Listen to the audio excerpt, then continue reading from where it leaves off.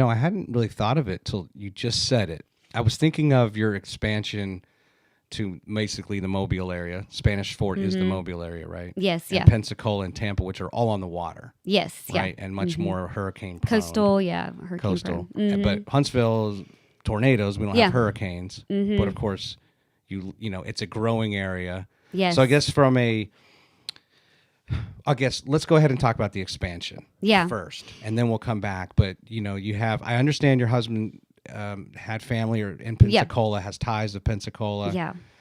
And that makes sense. But then when it comes to saying, okay, let's keep our headquarters here in Athens in the greater Huntsville area, that is, I guess, the decision there is because it's growing. Right. It's just growing, right? Yeah. New build. The homes older homes need a re-roofing. Right. But then you also have, is it fair to say, well, Mobile and Tampa, which are much more prone to coastal storms and you have damage, and therefore it's just that cycle that's going to continue, right, as a roofing company. Right. And Florida's insurance stipulations are, such that if you go to sell a home, a lot of the times before you can get insurance on it, to get that mortgage, you've got to replace the roof at cost. Somebody's got to decide, who's going to pay for that. But, Florida's insurance laws are pretty stringent on that. And so they've got programs out there that you pretty much have to replace your roof. It ends up being about every 5 to 8 years. So that, when it comes to real estate, that's kind of a negotiating thing that it has to be done. So it's very renewable in those areas for that reason. Now, in saying that, Florida is very hard to get licensed in because of that cycle. There's a lot of roofers down there, so trying to capitalize on that. So it's a hard place to get into. The testing for licenses is very stringent. So, and as it should be, because that is a place that people could easily be taken advantage of, obviously, if they don't have really stringent laws and rules on these contractors to make sure that we're all doing what we're supposed to be doing. And so what are some of the immediate disqualifiers it sounds like they're going to get like you just said, there's going to be a high volume of companies who are interested because if a storm comes through, right? It's money. Right. Well, you do have to, for most licenses, you do have to prove your financial stability. So that can be a disqualifier for some people. You do have to show your experience. That can be a disqualifier at times for people. And then you do have to take a really horrible test or a few really horrible tests. I say they're horrible, but those are things where my stubbornness kicks in and pushes me through it. But they're very hard tests with big books, lots of books. I had to take some of them. Most of the Florida tests I had to take twice because that's how hard they are. Yeah. But once you start down that path, you're not going to stop or give up. But that could be a disqualifier for some people if they just can't pass the test, Now, is there only like one officer at a company that has to be certified, or are there also requirements? You can have qualifiers, so to speak. There are rules around that, but I guess since it's not applicable to us, I don't exactly know what that is. But yes, you do have to have a qualifier of some sort. And so kind of dialing it back some, when we started, we were doing mainly new construction. And so, and we were just here. And when you're doing new construction like that, you're kind of working under, the builder, and they're kind of assuming all the licensing and stuff like that. So, for a while it kind of wasn't a thing. And then, just through doing what we did and getting asked by maybe some of the people that work with them, like, hey, could you come look at our roof, or could you look at my mom's roof? And it became this thing where we were getting outside of that. So then we had to figure out, okay, what do we need to do next to make sure that we're, in compliance? So that's where our home builder's license came in. And that one was, I don't want to call it easy because it wasn't easy, but I sat for it, passed it. I studied really hard for it, going into it. And I was not always the best student growing up. So study skills were something I really had to learn as an adult. And little kids running around, to add to the mix. So we got our home builder's license, and that kind of got us where we needed to go to kind of help these extra people that were asking for that help, especially because we had some big storms hit around that time here in this area. Then we started getting asked, like, well, can you come look at this commercial job? I've got this commercial property, or somebody might have referred us, and this is commercial property. And at the time, you can only do so much with your home builder's license when it comes to that. So it's like, okay, well, now what's the next step? So then it became general contractor's license. That test was pretty hard, but sat for it, passed it. I think that one did take me 2 tries, if I'm not mistaken. That one's pretty tough. I mean, it was several. They are open book, but I mean. And does Terry have to take these tests as well? No, just you. Yeah, just me. So that's kind of what catapulted me to become the president, because gotcha. I did all the work, and right. for the most part, his experience does come into play and helps with that. But as far as like studying and proving the financial stability and all the hoops that you have to jump through, that was all me that I handled. So that kind of catapulted us into me being the president, and he was willing to give that up. So, not really give it up, so to speak, but it, that's just kind of how it works. And it made sense for us to become woman owned as well. And that happened, let's see, when I started getting all the licenses, 2015 is when I got the home builder's license. And then from there, it kind of progressed. And so once I got that general contractor's license, it was like, well, it seems like that's the most logical thing is, since I'm holding the licenses, to be majority owner. So that's kind of what got us there. But, so we had this office here, got all those licenses. And I have in the past talked a lot, and going back to that article that you pulled up, the stubbornness, how it can serve well, but also capacity. You have to know your capacity at any given time. And we've never been the type to, walk before you crawl. We're going to do it. Take on too much. Yeah, we don't want to take on too much, and we're going to do what we have to do to get to that next step. And sometimes it's a no for a little while, and that's where I talk about the no to the yes. Let me ask you this question before I forget to. So if Mobile was your next stop. Yeah. However, did you want to go to, was it originally you wanted to do Pensacola, but then kind of ran into, Florida's really tough. We're not ready for that. Then what's the next best option? Let's pull it back into Alabama and find one of those beach areas down there. Well, so Terry had a really good friend in that area that was kind of looking for a job opportunity. And I think when we originally talked about it, we thought maybe he might move up here and just work with us here. But then it turned into this, well, what if we just tried this, in the Mobile area? And so it, I think a lot of business is trial and error in general, and hopefully the error isn't so big. But there is a lot. You do have to kind of be willing to gamble and take that chance.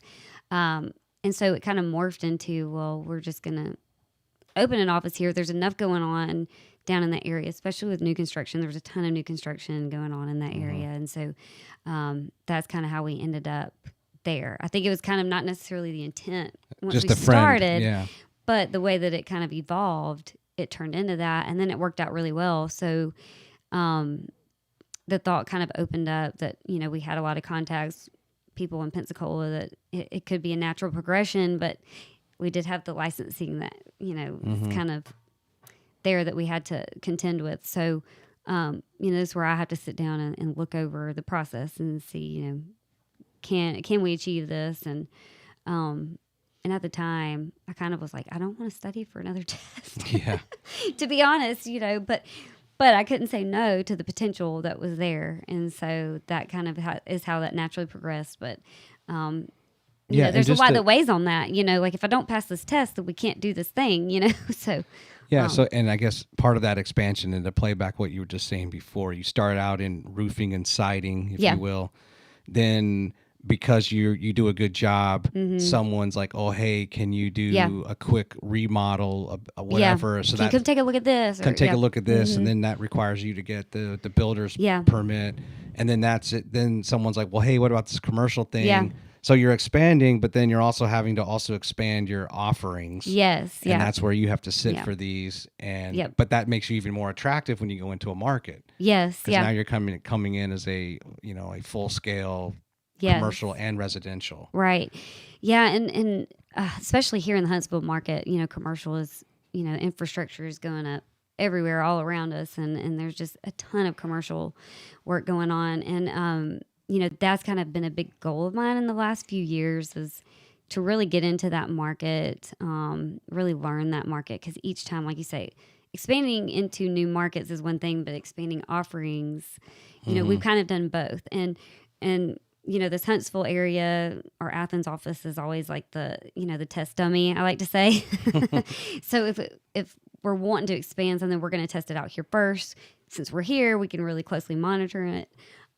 Sure. Obviously we had great managers in our other locations, but when you are doing something new like this, it does take Terry and I kind of babysitting it to a certain level and kind of honing in the processes so that we can scale that out to the rest of the company. So yeah, we're kind of, this area here is our test dummy area. We test it out here first. And then if we can get a good process, then we're going to expand it out into our other markets. And so yeah, we started doing siding. There was a need there for that here.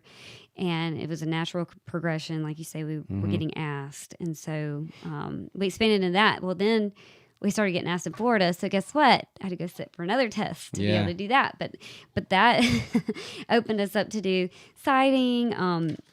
There's a lot of pool enclosures down there, which we have not done any of those yet. But the lanais. Yes. Yeah, we're boy. getting kind of... That has come up a lot. So, but luckily my license does cover that.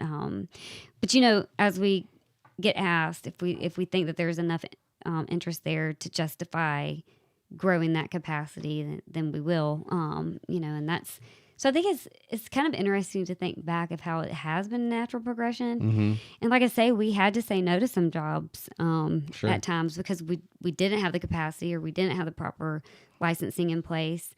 And it hurts to have to say no. So when we've had to say no, it's like, well, what do we need to do to get to where we can say yes to these kinds of projects? Are you an LLC? No, we are now a corporation. What's the legal name? Ridgeline Construction HSV Inc. Okay.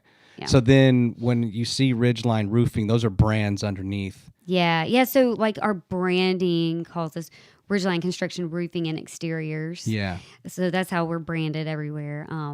Interestingly enough, there's a few more Ridgeline constructions or Ridgelines, maybe kind of different variations that are in the area, which can cause some confusion. And how did Terry choose a name? So like I said before, he had there was somebody that was kind of working with him, and they kind of came up with that name together, and I really liked it. I didn't really get a true say in it, so to speak, but I actually do really like it. But the top of your roof is called the ridge, like that, Ridgeline, so yeah. That was kind of where it came from, but it sounded really good. It wasn't like, And now Florida homes, you look at a picture and you can say, oh, that's a Florida house. Yeah, right? yeah. They're very distinct and they're stucco. Yeah. And they have the lanai on the back, which I would say arguably, if you're going to be a builder, I think the number one thing to get right in a Florida home is the lanai. Yeah, you have to. You have to get that right. You're going to have, otherwise you're going to have geckos running everywhere. Yes, or alligators, possibly. You never know. They'll be in your pool. Yeah, for sure. But as much as we spend our time outside, like we love our house. We love the house we moved from Virginia. And I think a lot of what was our backyards. Yeah. We've always put a lot of money and time and effort into backyard living. Yeah, just being outdoors. But I was going to say, what was my point before I went off on that little tangent? Is a roof a roof a roof? Like, because now in Alabama, we don't have a lot of 3-story homes. Yeah. We have crawl spaces and some 2-level, some single level. Right. A Florida home, even if that style is in Alabama, and it may be in some areas, like Florida is... They're one, they're what, ranch style, they're one level. Yeah. But, some of them are, yeah. Mm-hmm. But roofs, if you could, I guess rather than building in the mountains somewhere or the West Coast or in the North, it would seem like there are some similarities, or the differences may not be that different because you're somewhat in the region and you're but between your 4 markets, but talk us through how different. It sounds like just based on your reaction, no, a roof is not a roof. Yeah, well, it is essentially, yes. We don't do a lot of those, like the clay tile yet, that you see in Florida. There is a lot of that down there. The Spanish tile. That Spanish clay tile look, which is beautiful. That is, I'm sure, on the horizon.